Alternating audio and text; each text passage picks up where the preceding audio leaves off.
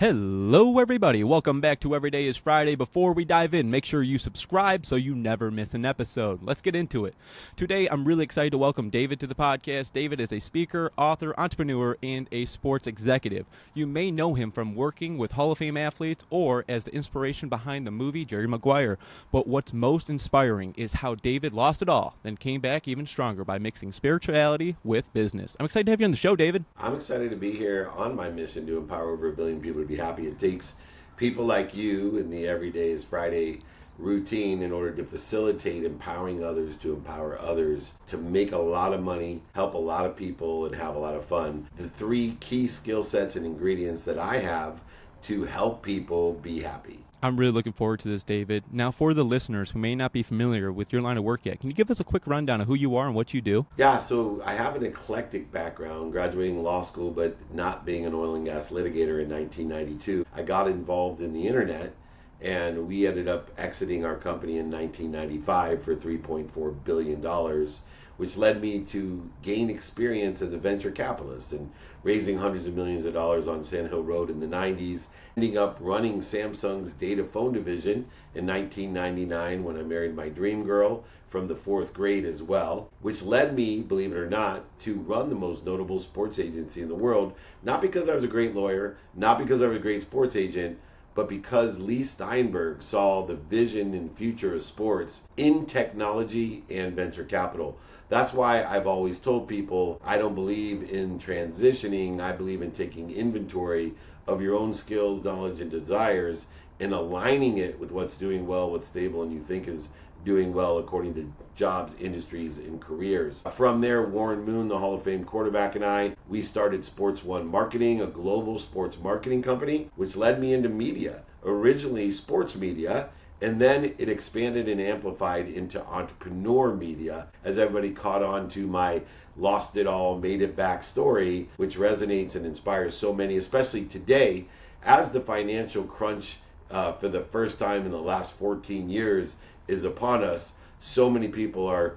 coming to me for mentorship, coaching, speaking, interviews, all the different criteria to help learn the lessons on how to be one of the 2% that are going to be far better off when things get hard. You see, I'm the chairman of Napoleon Hill Institute. If you haven't read Think and Grow Rich, Outwitting the Devil, The Laws of Success, one of the things that is transcending through Napoleon Hill since the 1930s is you must have a desire to be what you must be. You must have a definiteness of purpose in order to facilitate, to make easy your own progress, your own potential. And so many people, when things get hard, they're drifters. They go down and start worrying about what they don't have, what they don't want, what's missing, what other people are saying. Remember, wrong voices make wrong choices. And today I'm trying to give people the right voice to make the right choice. Now, David, what's something you've learned from losing everything that you couldn't have learned from any other way? Oh, the best lesson of it. 2 lessons. One,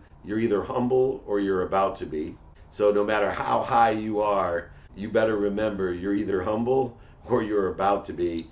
And the other is the advice that I would give myself, whether I was 17, 27, 37, 47, or 57 as I am right now, is ask for help. You see, the fastest way to get to where you want to be is really easy. Know your who you can help get to where they want to be, but also find someone sitting in the situation that you want to be in and ask them for direction. And you're a man that stands on faith. I mean, you say faith is currency. What does that really mean, and how can someone use that in their business? Well, I believe that if you don't believe in something bigger than you, that loves you, protects you, promotes you, and perfects you more than your mom, then you're missing half of the ingredients to success. You see, the way that we shorten the distance between us and our potential, the way we shorten the distance between us and the resistance that we create through our reactions to fear, the need to be right, offended, separate, inferior, superior, anxious, frustrated, angry, guilty, resentful, worried,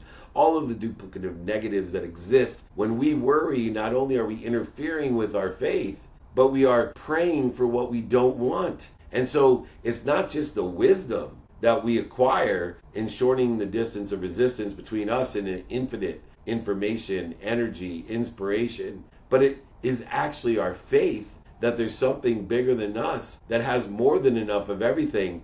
Because with faith, not only will I give everything away, but with faith, I will elevate my awareness of all that I'm given, even when other people think I'm being punished, like when I lost over $100 million, went bankrupt, lost my mom's house. Had to tell her not only that I lost everything, but I lost her house. And she's the one that said to me, "You got to have faith, son." I said, "Mom, I don't believe in God." She said, "Oh, yes, you do. You believe in the wrong God. You need to have faith in something bigger than you that loves you, protects you, promotes you, and perfects you more than me." And that faith allows not only for me to give more, but to be given more. When others think I'm being punished, I know I'm being promoted. Even when there's no evidence or the evidence is contrary to where I want to be, I know I'm being promoted.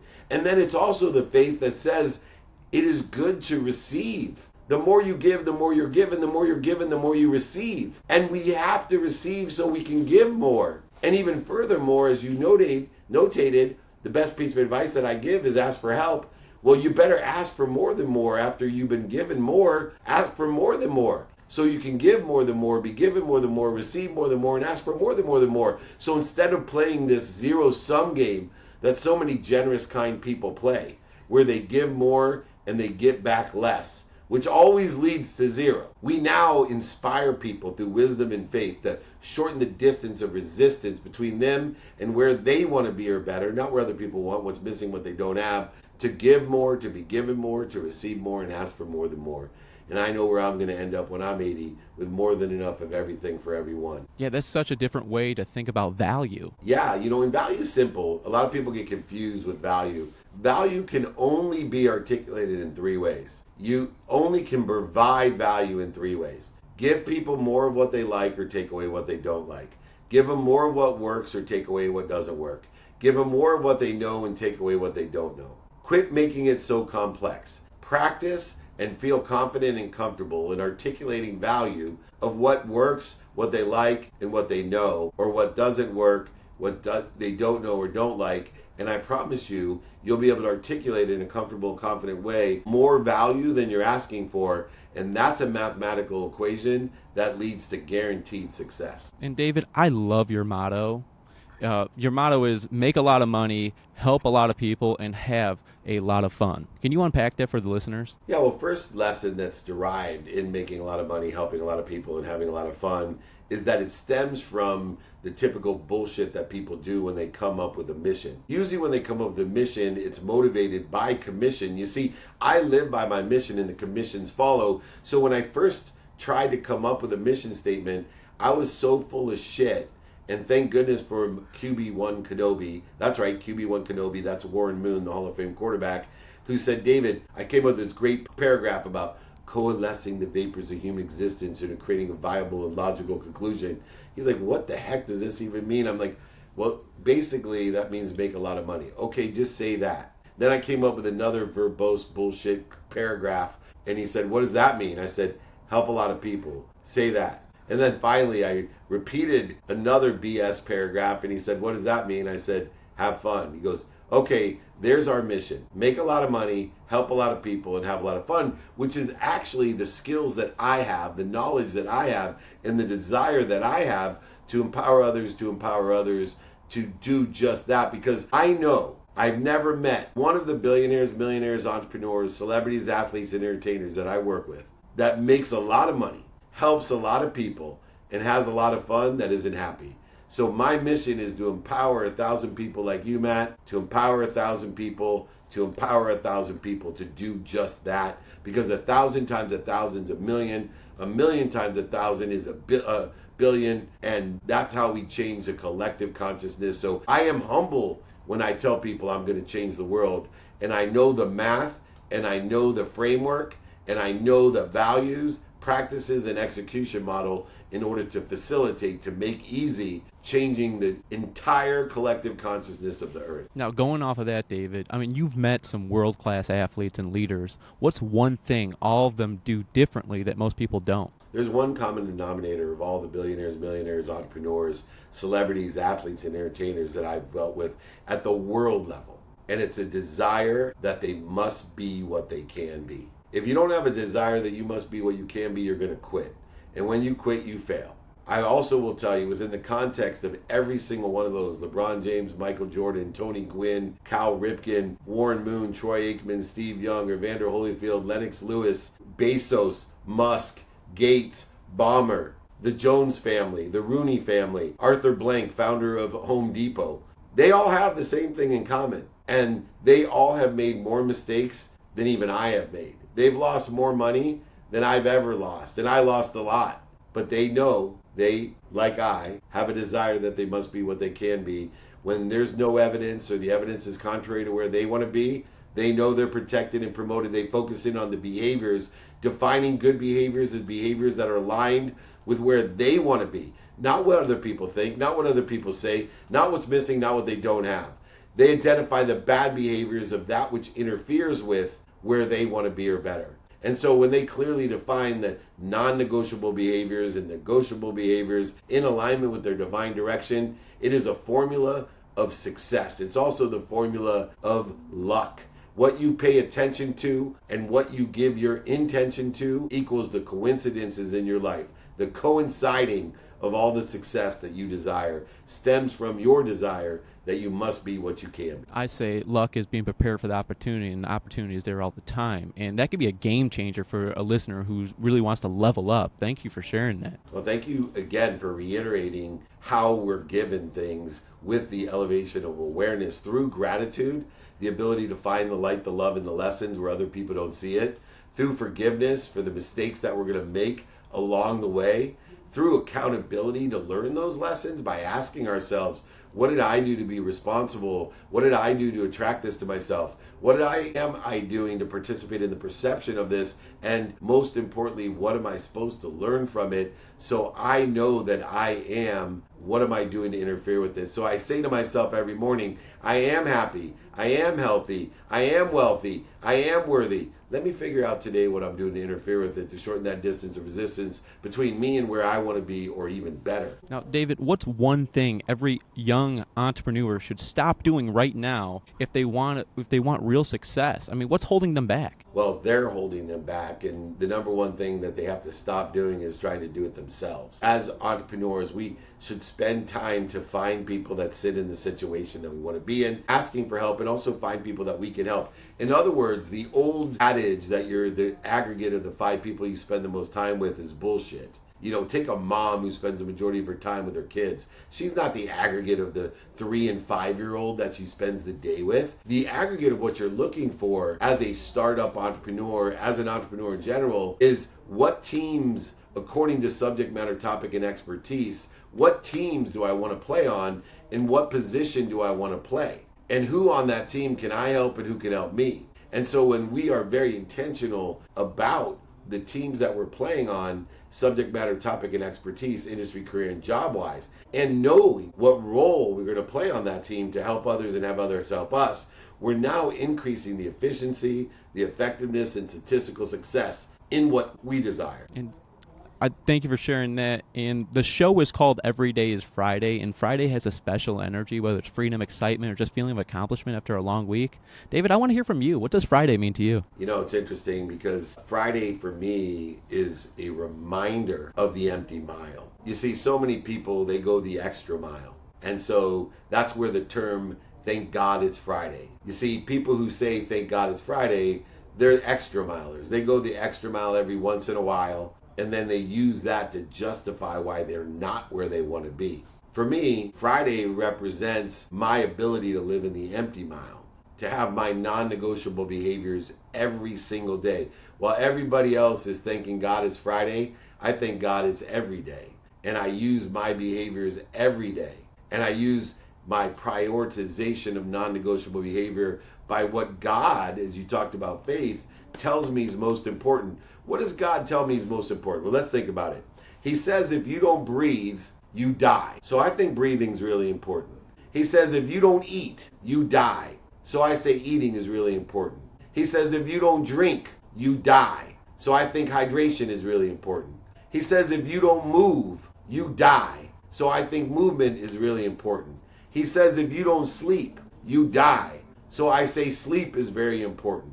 So when I create my non-negotiables on Friday, I remind myself, well, the rest of the world is, thank God, it's one day a week, and they're seeing things, attaching their emotions to an outcome. I can't wait till Friday. I can't wait for Friday. Not me. I'm saying I'm living my life every day for the sake of empowering others to be happy, to make a lot of money, help a lot of people, and have a lot of fun. And now I'm going to double down on the simple things, knowing the simple things to do are simple not to do, like breathing, eating, drinking, movement, and sleep. So I put a minimum amount of time every day, making sure I spend a minimum of time sleeping, minimum of time on my health, minimum of time with my family, my finance, my faith. I study time every single day and study the relativity of that time, the meaning of that time, to make sure it's aligned with my divine direction, so that every detour is an indication of promotion, not punishment. And then I understand time and the divine as well, knowing that I'm having a human experience separated by 24 hours a day. My priority is those 24 hours within the context of the infinite amount of time that I am in my spiritual journey, my faithful journey. And all of this combined and reconciles allows people to bend their perspective to a positive one and forgive themselves for the mistakes that they make and learn lessons, because, Matt, we are here and we're given a body. And the body starts when the heart starts, and it stops when the heart stops. And in between, it's separated by 24 hours, but we are here to learn lessons. The lessons will keep on coming until we learn them. They will repeat themselves until we learn them. We will forget every lesson we've ever learned, but we have one power through our faith to remember, recollect, and remind with every lesson there ever has been. And when we know we'll forget every lesson we've ever learned, but have the power to access that, we know that we have an infinite amount of power. We should shift our paradigm and our perspective to see what we're doing to interfere with it. David, that is what it's all about. That Every Day is Friday is about bringing that energy into everyday life. David, I really want to ask you, what was something significant from your childhood that shaped you into who you are today? My mom, watching my mom. I believe that things are caught, not taught, especially as parents. We catch things from our parents. They can't teach us. We usually don't listen when they try to teach us things, but we watch them. People watch me, and I want them to catch what I caught, which is my mom, by living her life the way she did, raising 6 kids, working 2 jobs, packing my dinner in a paper bag every single day so that we could eat, and driving around forcing us to empower ourselves with education and kindness. I caught all of that to enjoy what I didn't like or love.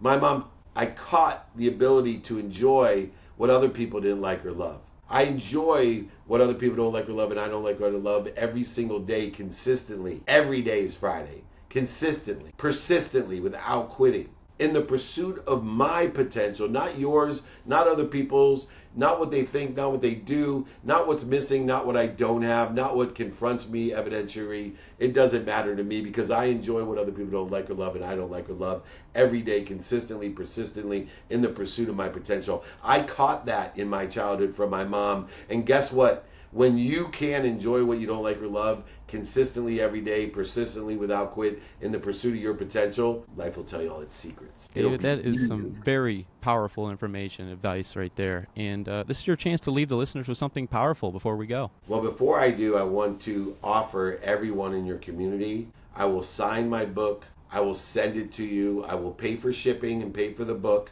Please email me. My email's right there, david@dmeltzer.com. Anyone in the Every Day is Friday community, just reach out to me, david@dmeltzer.com. I will sign, send, and ship that book to you. And I will leave you with this. Be more interested than interesting. Be kind to your future self, and do good deeds.